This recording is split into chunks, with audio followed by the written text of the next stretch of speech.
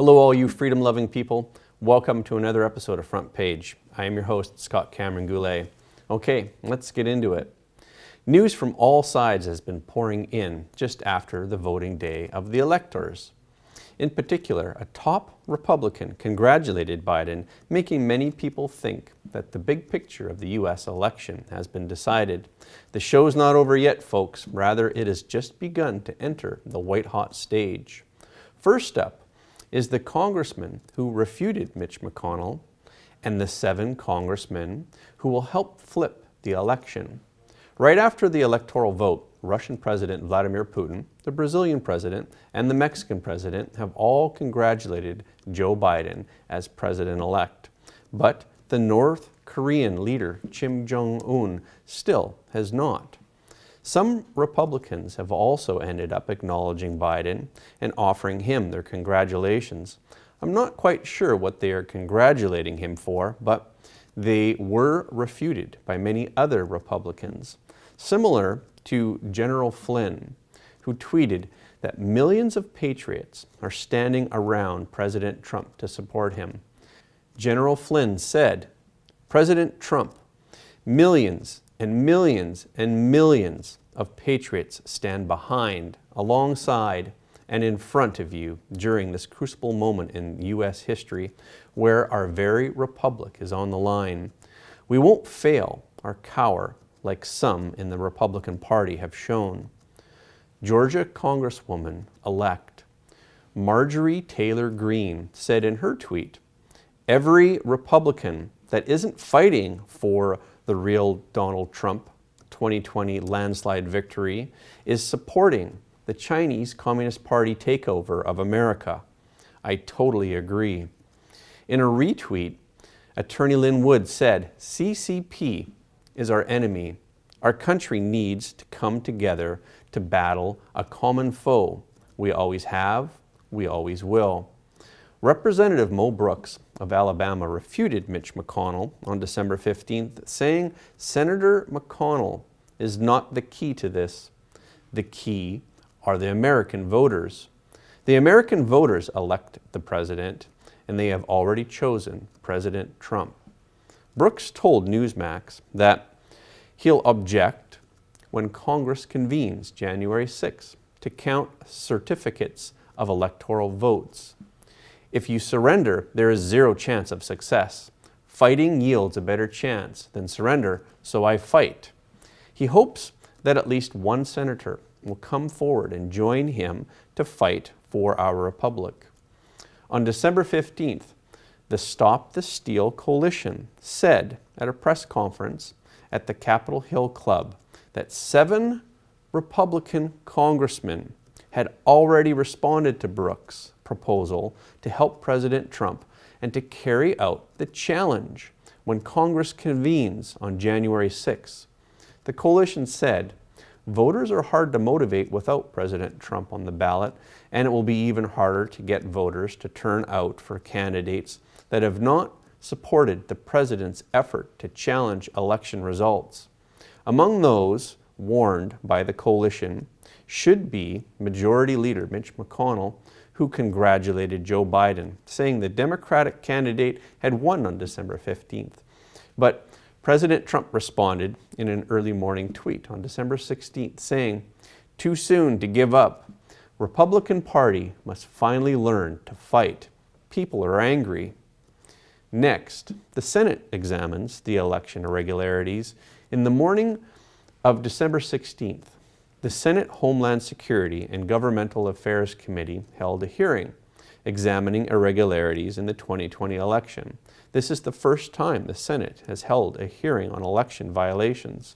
6 witnesses testified at the hearing, including Congressman Kenneth W. Starr in his personal capacity, Donald Palmer, Commissioner of the U.S. Election Assistance Commission, James R. Trupis, attorney of the Trupis Law Firm. Their testimonies have revealed in the election. Senator Ron Johnson, Republican of Wisconsin and chairman of the committee, said that a large percentage of the American public does not view the 2020 election result as legitimate because of apparent irregularities that have not been fully examined. Johnson emphasized that the goal of the hearing is to resolve the suspicions with full transparency and public awareness. This hearing is meant to transparently address that problem. Again, as I said before, every hearing is a rebuke to the Democratic leftists. Every witness's sworn testimony is a revelation of election, and every exposition of the is an embarrassment to the Biden camp. Okay, so many of you may be wondering what you can do to help spread the word about this Great Awakening. One small thing that you can do to help thousands of more people like yourself see this program and to help them with their own Great Awakening is hit that subscribe button and hit that like button, and please leave a nice comment and share this video with at least one of your friends, because everyone deserves to know the truth. We thank you for your support here at Front Page. Next up, the Pennsylvania lawsuit was docketed by the Supreme Court, and Maricopa County in Arizona is to hold a hearing about Dominion, much like the Antrim County in Michigan, where they got to test the voting machines and found that they had a 68.05% error rate. On December 15th, a petition by Pennsylvania Republican U.S. Representative Mike Kelly and several Republican congressional candidates urging a review of their lawsuit was accepted by the federal Supreme Court.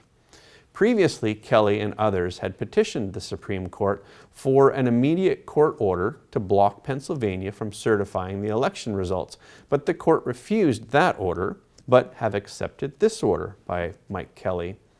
Previously, the Supreme Court refused to file the case, which former Alaskan governor and former Republican vice presidential candidate Sarah Palin described as a sign of lack of courage on the part of the justices. Palin told Newsmax the justices were sheep and their decisions were tragic for our country. But now that the case is back on the Supreme Court, it means that President Trump's team's legal battle has taken a step forward, and so has the state of Arizona. On the afternoon of December 15th, the Maricopa County Board of Supervisors received a subpoena from the state Senate to conduct a forensic audit of Dominion's voting machines and software. The subpoena requires that the information be delivered to the chairman of the Senate Judiciary Committee by 5 p.m. on December 18th. There are numerous problems about Dominion. Although its CEO denied that the machines were faulty at the December 15th hearing, facts speak louder than unsound reasoning. In an audit of the Antrim County, Michigan Dominion voting machines, they were found to have an error rate of 85,000 times greater than the norm set by the Federal Election Commission. The Allied Security Operations Group, which conducted the audit, reported that the Dominion voting machines are intentionally and purposefully designed with inherent errors to create systemic and influence election results. Next, the wonderful White House spokeswoman said that President Trump will not concede. On December 15th, White House spokeswoman Kayleigh McEnany said that President Trump will not concede and is still involved in ongoing lawsuits challenging the election. McEnany said he, meaning President Trump, is still pursuing ongoing litigation for this election. Now, regarding Hunter Biden, the Associated Press reported that President Trump is considering pushing to have a special counsel appointed to advance a federal tax investigation into Hunter Biden, setting up a potential showdown with incoming acting Attorney General Jeffrey Rosen. It's said that President Trump has consulted on the matter with White House Chief of Staff Mark Meadows, White House counsel Pat Cipollone, and outside allies, and will ask Rosen to appoint a special counsel to investigate Hunter's overseas dealings and large-scale election in various states. This investigation into the election is a very concrete sign that President Trump is not giving up. President Trump's senior advisor, Stephen Miller, said earlier that even if the electoral vote goes to Biden, the president will continue to challenge the 2020 election results. Miller said the only date in the Constitution is January 20th. So we have more than enough time to right the wrong of this election result and certify Donald Trump as the winner of the election. Shane Vaughn, a constitutional law expert, said it was critical that the president has legal options to go to court to prove irregularities. If none of that works and the president still will not concede the election, the Article Amendment 12 of the U.S. Constitution gives you the answer to what will happen. Now, Sidney Powell said that there is important history to know and understand. Late on December 15th, Sidney Powell, the prominent attorney, retweeted the historical story of President Thomas Jefferson's signing of the Insurrection Act of 1807 to foil the plot of Aaron Burr. Burr's political career was ruined when he killed his rival Alexander Hamilton. So Burr set his sights on the Louisiana Territory and the Beau Siege-owned land in the Southwest. Burr's activities caused Jefferson to worry, and in 1806, in the absence of an explicit provision in the Constitution, asked Congress to pass a bill authorizing the employment of the land or naval forces of the U.S. in case of insurrection. After 3 months, the legislation known as the Insurrection Act finally became law. Later, President Lincoln expanded the law to give the president the right to take military action within a state when any part or class of its people is deprived of a right, privilege, immunity, or protection that is named in the Constitution and secured by law, and the constituted authorities of that state are unable to, fail to, or refuse to protect that right, privilege, or immunity, or to give that protection. Powell tweeted this article along with the phrase, "important history to know and understand." She also stated that we the people demand our president to protect the republic. Powell's point should be self-explanatory. She is calling on President Trump to act decisively to quell a coup staged by unscrupulous elements through election.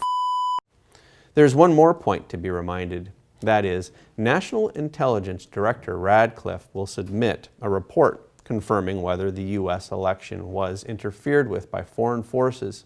If it is proven that there has indeed been foreign intervention, then will President Trump launch a thunderbolt operation, declare a state of national emergency, and then use military force to quell the coup? I believe that these questions are clear to both Biden and Harris. In fact, the one who is even more uncertain about the results of the election is Kamala Harris, who was chosen by Biden as his partner. It has been more than a month since Election Day. Biden has already considered himself a winner, but Kamala Harris still would not resign as senator. Why? Okay, this is our show for today. Thank you for tuning in. If you like what you heard, please don't forget to like and subscribe and share this video with at least one of your friends, because everyone deserves to know the truth. Again, thank you for watching Front Page, and we will see you next time.